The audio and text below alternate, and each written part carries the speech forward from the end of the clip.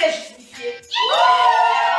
Nous allons parler aujourd'hui d'une femme extraordinaire, d'une femme remarquable. Elle est le modèle des femmes d'affaires au Cameroun, le modèle des femmes d'affaires dans l'Afrique centrale, le modèle même des femmes d'affaires dans le monde entier.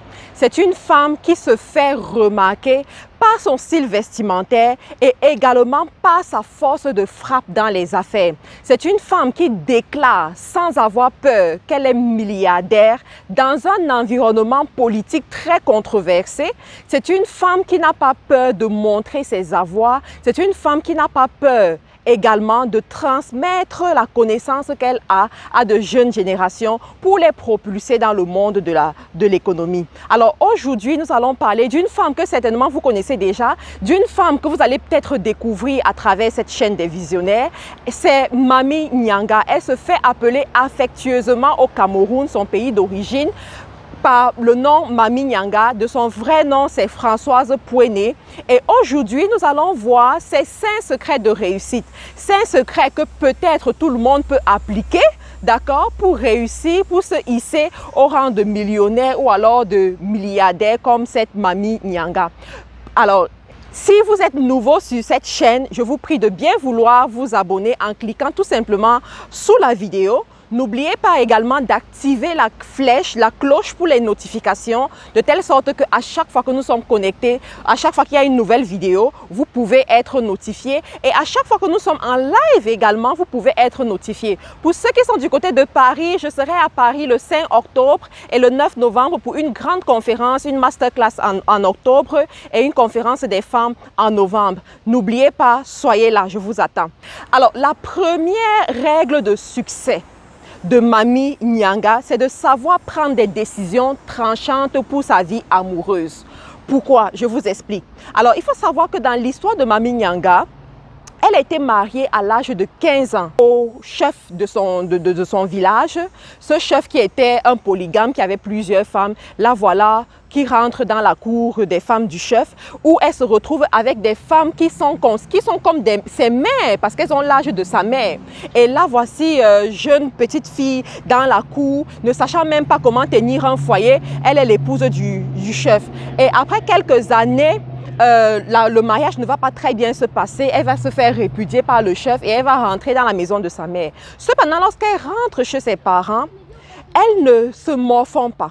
Elle ne décide pas elle ne pense pas que sa vie est finie, elle ne pense pas que tout est foutu pour elle, mais elle se relance, elle prend ça plutôt comme une opportunité pour se relancer dans sa vie. C'est à ce moment qu'elle commence des activités, elle commence à faire des choses et tout. Ça, c'est la première histoire. La deuxième histoire dans sa vie amoureuse que nous connaissons, qu'elle a laissé que nous puissions connaître, c'est cette histoire avec le ministre Conchou. Vous avez très bien entendu parler du ministre Conchou au Cameroun, vous avez très bien entendu parler de l'affaire Zéro Mort, vous avez très bien entendu parler de la valise volée. Vous avez très bien entendu parler du coup de la prison, vous avez entendu parler de toutes ces histoires. Donc, l'histoire nous raconte que dans son parcours, Mami Nyanga, elle a été avec le ministre Conchou. Cependant, Mami Nyanga nous fait comprendre aujourd'hui que sa richesse ne vient pas du ministre Conchou, sa richesse ne vient pas du fait qu'elle a été avec lui, sa richesse n'a pas été propulsée par ce ministre. Parce qu'il y a certaines langues un peu tranchantes qui pensent que c'est du fait d'avoir été avec un ministre qu'elle finit milliardaire. Mais lorsque vous regardez la vie de la dame, vous vous rendez compte que depuis le commencement, c'est une femme visionnaire, c'est une femme qui sait où elle va, c'est une dame de fer, comme on les appelle souvent. C'est une femme vraiment qui ne se laisse pas reculer par quoi que ce soit qu'elle trouve sur son chemin. Ce n'est pas un homme qui a fait sa richesse et elle le dit haut et fort. Alors, le deuxième secret de réussite de Mami Nyanga ou alors de Françoise Pouéné, c'est de ne pas négliger les petits commencements. D'accord? Vous allez voir dans l'histoire de Mami Nyanga que Mami Nyanga a commencé comme une simple infirmière.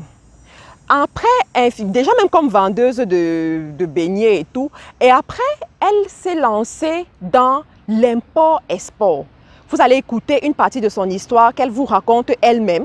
Quand je pars de mon village, tout mon objectif, c'est d'arriver à Cotonou, d'acheter les habits et de venir vendre et de devenir comme cette dame-là. Moi, je me renseigne. Comment faire pour aller à Cotonou? On me dit qu'il faut le laisser passer. et qu'il faut avoir les connaissances pour avoir les laissés-passer. Moi, je ne connais personne. J'essaie de me renseigner chez les commissaires de Bafang et tout ça. Je vois que c'est trop compliqué. Je prends quand même sur moi d'aller à Cotonou. Je suis arrivée en Sémé. Dès qu'ils vous laissent, il y a les chemins qui passent par la brousse. Vous marchez jusqu'à retrouver le goudron devant. C'est comme ça que je prends les motos là qu'on appelle les kekeno. Je vais donc jusqu'à Porte-Nouveau sur la moto. Et de Porte-Nouveau, je me renseigne. C'est comme ça qu'on m'indique. Je vais donc jusqu'au Bénin. J'arrive donc au Bénin à Cotonou. Je me renseigne, les gens me disent que non, il faut, comme vous venez du Cameroun, il faut chercher l'hôtel qui s'appelle Hôtel Babo. Je suis allée à cet hôtel. C'est un hôtel de 2 étages qui n'avait que 2 toilettes. Et on était par chambre, plus de 30 personnes par chambre. Tout le monde dormait par terre. Et en bas, on laissait son argent à la réception. Le matin, on venait chercher pour aller au marché. Et le soir, on mettait tous les bagages au fond de la réception. Vous étiquetez avec votre nom. Tout le monde venait acheter à Cotonou. Je ne sais pas quel était l'avantage, mais tout était moins cher. J'ai commencé à acheter ça et à aller vendre. Je ne suis même pas arrivée chez moi avec. Tellement j'ai trouvé les clients au Nigeria que j'ai vendu là-bas et retourné encore. Parce qu'en fait, les gens ont peur d'aller sans papier. Quand je retourne à Cotonou, je réachète et je reviens. Je pars maintenant, je vends tout ça à Limbé. J'ai fait plus d'1 mois. Mais j'avais la rage déjà de rentrer dans mon village, que les gens voient que j'étais effectivement à l'étranger. Et que je suis rentrée. Oui! La preuve, la marchandise même que j'ai ramenée jusqu'à mon village, 1 mois et demi plus tard, je n'avais pas bien vendu comme ce que j'ai vendu entre le Nigeria et Lomé et tout ça, et Limbé et tout ça. Et quand je repars de mon village, je retourne encore là-bas. Maintenant, je décide d'aller vendre vers la côte. Parce que je rencontre maintenant les gens qui vendent vers Lomé, vers Ouagadougou. J'ai fait tout ça par la route. Et sans laisser passer. Et je suis allée, j'ai vendu, j'ai gagné tellement de l'argent. Quand je suis revenue, comme j'aime me vanter, je ne sais pas si mes pieds touchaient encore le sol, parce que ma mère disait qu'on va manger le riz. J'ai dit, ouais maman, le riz c'est encore quoi? Oui! Puisque si vous avez 1 million de francs qu'il faut manger 2000, c'est quoi encore? C'était beaucoup pour moi. Moi qui étais partie de mon village, j'avais à peine 80 000 francs de capital. Et puis, 1 an ou 2 ans plus tard, je pars de Bafang pour aller m'installer à Bafoussam. Maintenant, je change d'activité. J'ouvre maintenant les débits de boissons. Ce qu'on appelait à l'époque les circuits.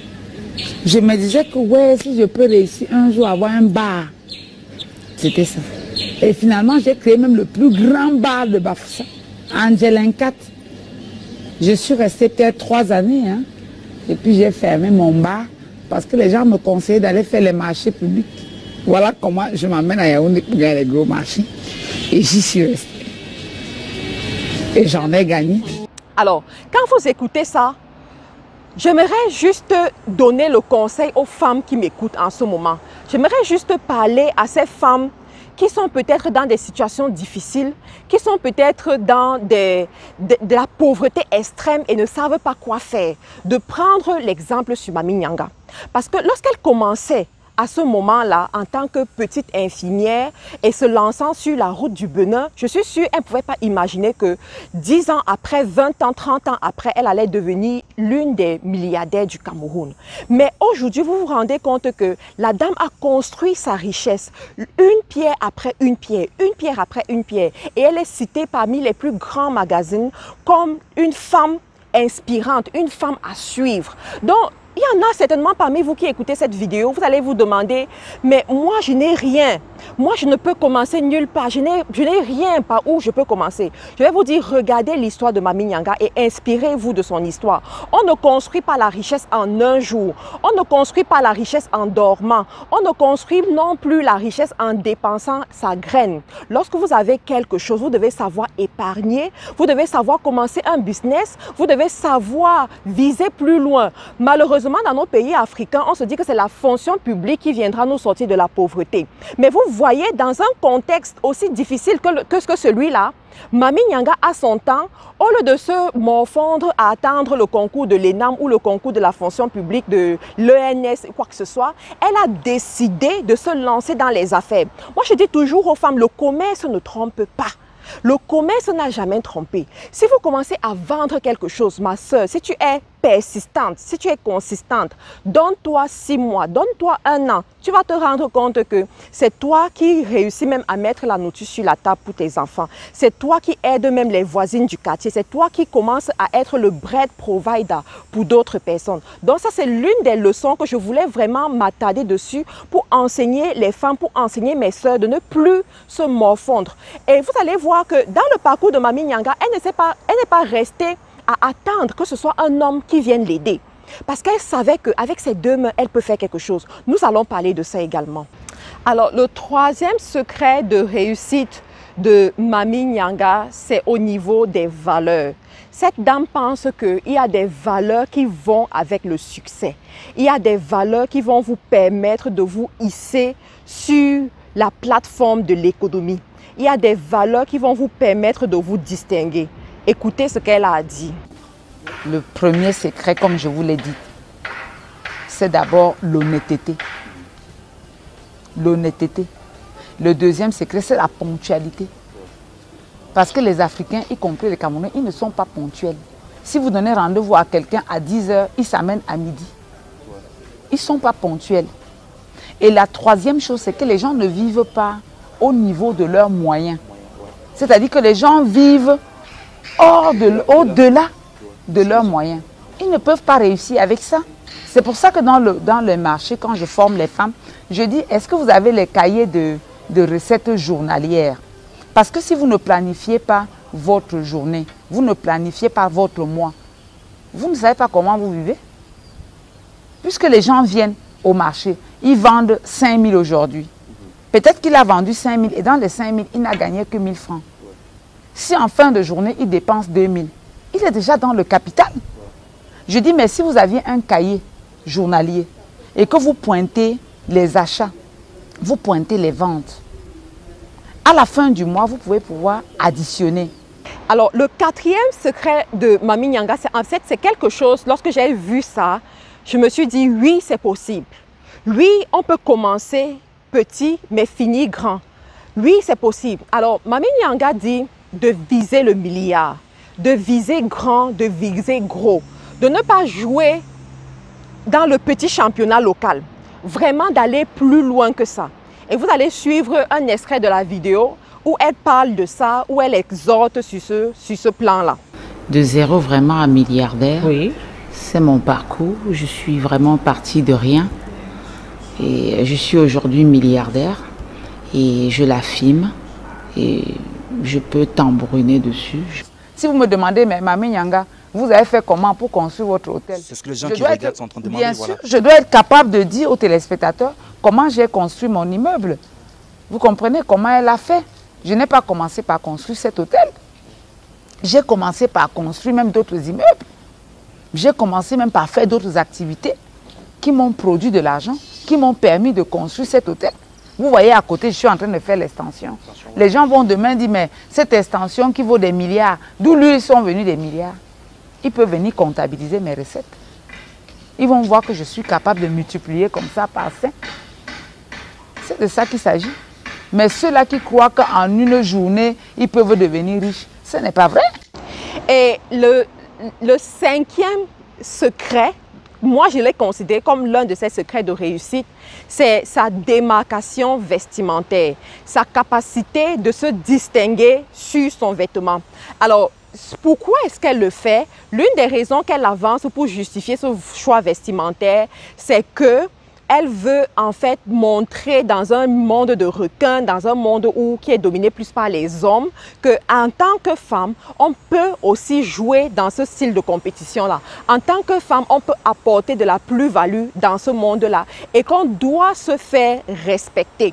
C'est pour cela qu'elle s'habille de cette façon et elle a adopté sa coupe boule zéro, si on peut appeler ça comme ça, ou bien des coups-cheveux, tout simplement parce qu'elle aimerait gagner en termes de temps. Parce qu'elle se dit, une journée n'a que 24 heures, s'il faut encore passer 1 heure à s'occuper de ses cheveux alors que tu dois courir derrière les millions, elle préfère couper ses cheveux et elle préfère rester comme ça et ça lui va très bien et elle est très heureuse de cette façon. Alors vous avez vu aujourd'hui les secrets de réussite de Mami Nyanga, vous avez vu un peu comment cette femme s'est hissée pour devenir milliardaire. Il faut savoir que Mami Nyanga, elle est la présidente ou alors la PDG. C'est elle qui a le groupe Franco au Cameroun et plusieurs autres hôtels en Angleterre également. Sa richesse n'est pas seulement au Cameroun, mais à travers le monde. Pour ce que nous connaissons, c'est beaucoup plus l'hôtel Franco et les autres avoirs qu'elle a pu démontrer dans ses interviews étant au Cameroun.